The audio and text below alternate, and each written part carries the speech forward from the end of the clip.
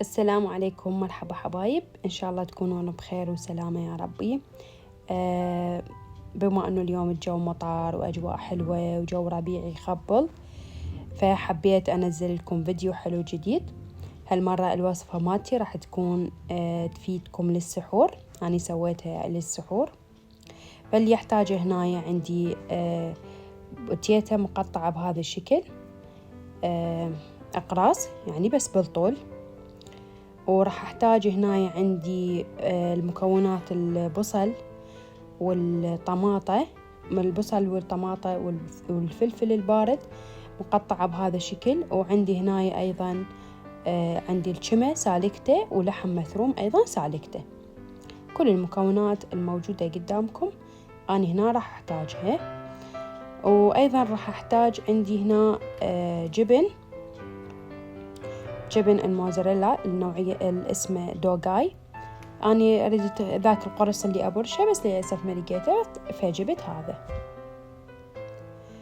هسه نروح وياكم نقلي المواد. ضفت زيت، هاي الكمية تشوفوها قليلة، وراح أضيف البصل هنايا. يحمى زيت عندي شوية وأضيف البصل وأبقى أحمسه ويصير لونه ذهبي ويذبل عندي كما تشوفون. أبدي أقلبه لحد ما يذبل عندي وأضيف له الفلفل. هنا عندي ذبل عندي البصل صار لونه حلو، وضفت له الفلفل وأبقى أقلبهم. وأيضا عندي الفلفل هم يذبل وأضيف له باقي المكونات. هنا راح أضيف له عندي الشمة واللحم المثروم. إذا يعجبكم بس لحم مثروم مو مشكلة، أو بس شمة بعد هاي يمكم. أنا حبيت هنايا الشمة سالكته ومثارمته يعني شوية ناعم. هنا ضفت باقي الكمية من اللحم المثروم. اللحم المثروم أيضا أنا سالكته، وراح أبقى أقلب بالمواد وأحمسها لحد ما تتجانس عندي وتعطيني نتيجة حلوة.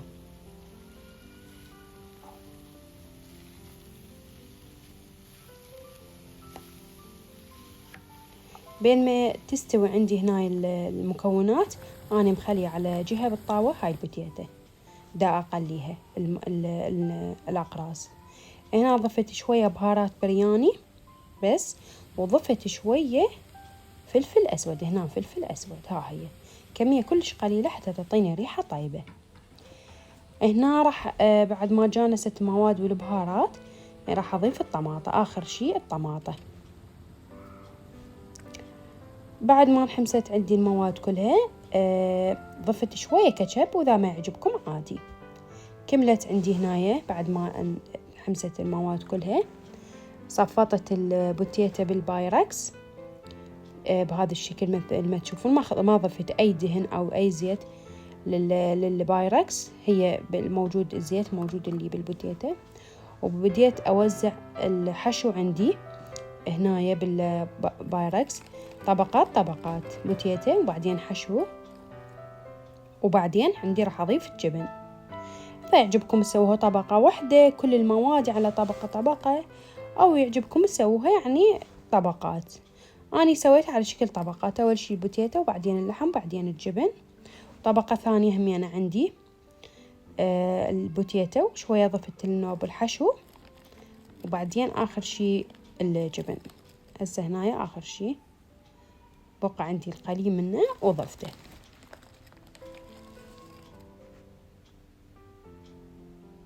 بعد ما تكمل هذا شكلها قبل الفرن، وراح أدخلها وياكم للفرن. هنايا هسه بالفرن تحت الاستواء، درجة حرارة 250. المدة أنتوا تتحكمون بيها من يصير لونه ذهبي الجبن وتذوب كل المواد، لأن أنا كله عندي طابخة. هنا ينطتني هذا النتيجة النهائية، صارت كلش طيبة. طبعا الوجبة كلش مشبعة، تحتوي على عدة مكونات، يعني كلها مواد يعني وجبة ثقيلة ومشبعة كلش طيبة. أتمنى تجربوها، وأتمنى استفاديتوا من هذا الفيديو. أنصحكم تجربوها وتعطوني رأيكم بالتعليقات. هذا شكلها النهائي. وأترككم مع نهاية الفيديو. شكرا لكم، مع ألف سلامة، ألتقيكم في فيديو جديد.